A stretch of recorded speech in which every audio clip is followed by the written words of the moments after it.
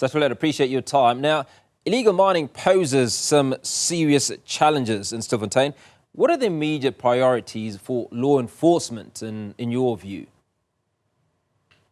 No, good afternoon to you and good afternoon to your viewers.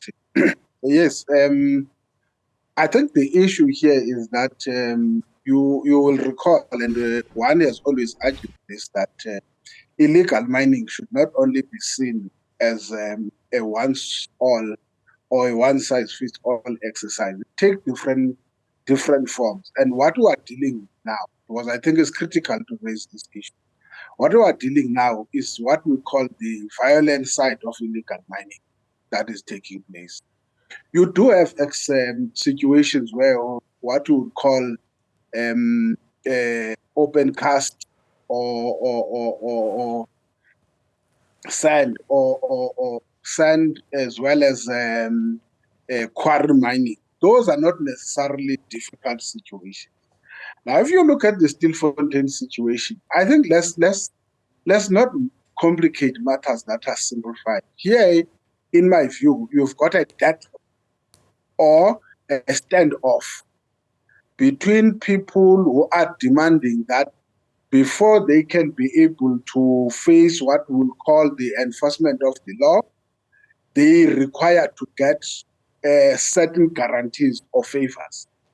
And I think that is the issue. My take is that except and only if you are an expert in that field, you can then say what is it that needs to be done. My worry is that at times we don't get answers how to resolve the situation.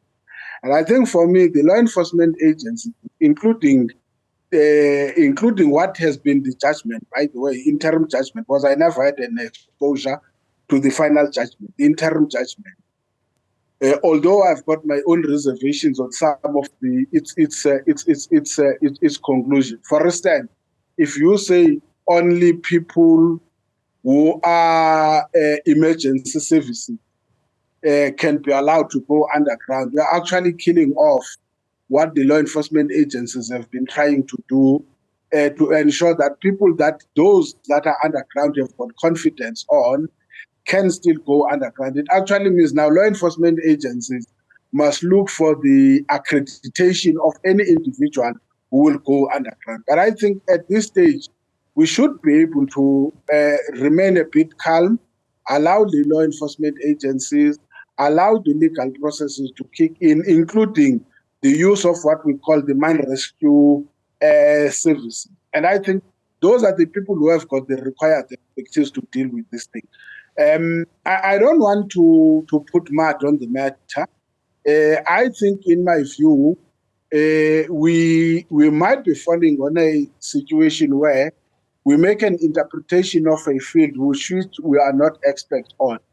I've not had any individual in South Africa who says you must make a law, but when you must make the law in such a way that it must be flexible enough to allow a situation where individuals can decide not to accept the command of the law enforcement agency. In South Africa, we know the law is simple and straightforward. Even if you are stopped in an emergency lane, the only conditions that you are allowed to stop in an emergency lane is when you are stopped by law enforcement agencies. And I think let's allow those negotiations. Let's appeal to the people who are underground. They must just be allowed to themselves to come on surface. And when they're on surface, let's deal with the issues that they've got concerned about.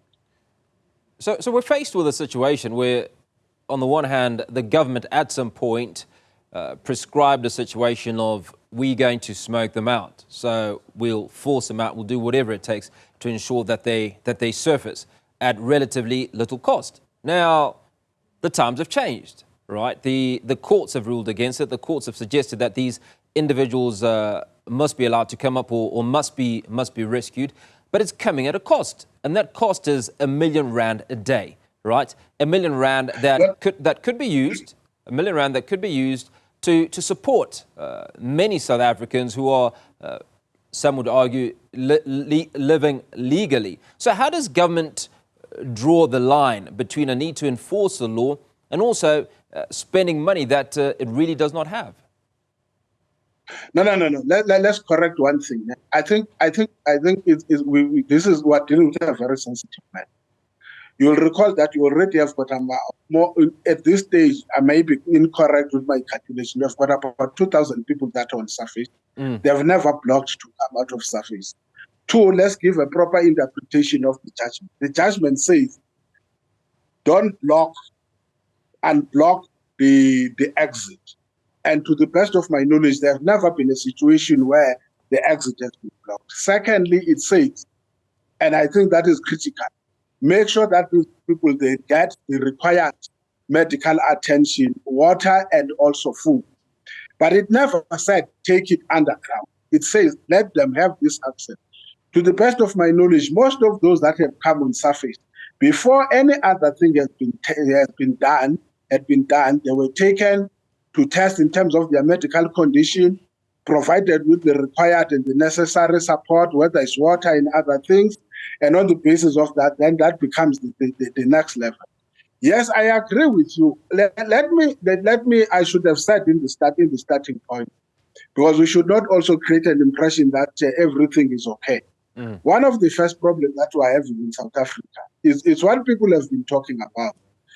We are facing and confronted by also, I don't want, it might be a strong word to use, but I can't borrow another word. We are confronted by a situation of our failure to transform the economy of this country, especially at a macroeconomic level. That does not give a justification, obviously, that you needed to have situations of this nature. But the second thing, not just the elephant of the room because it's becoming illegal mining. The elephant of the room is also the question of to what extent do we put the national treasury at the center of ensuring that we close these derelict and ownerless mines. Because in the absence of your required financial resources to close those derelict and ownerless mines, you will continue to have this situation from mine to mine because all what you will be told that there is not enough resources. And it's so unfortunate that for me, I don't think the National Treasury has shown a cooperative interest to address a matter that we've always called and said it is a national threat to security. The question then of the monies that how much do you spend on this thing? It will be very difficult for me to say, no, don't spend R1 million taking off a person underground. I'm saying part of the negotiations that must take place is to ensure that we save as many lives as possible, and those individuals must be persuaded to come on surface. And if it needs be that we must get such amount of monies to retrieve them. The problem is what we always call fruitful, wasteful, and fruitless expenditure. And obviously, if you take people and you take something underground to take people out and they refuse to come on surface, then that becomes fruitful, irregular, wasteful expenditure. And I think this is the element of the negotiations. The negotiations must give us a guarantee that when you take that initiative, it will be able to yield the results that are required. So I think that to me, in a broad sense, but I feel and I believe that this country needs to sit down and address the broader issue of criminal syndicates that the country is facing. Yeah, you're absolutely right, Sahlulele Luzipo. Unfortunately, we've run short of time, but many issues that you bring to the surface, so to speak, that are critical in addressing the issues of illegal miners in the country. And he's chairperson of the Smiso Nkwanyana Centre for Alternative Ideas.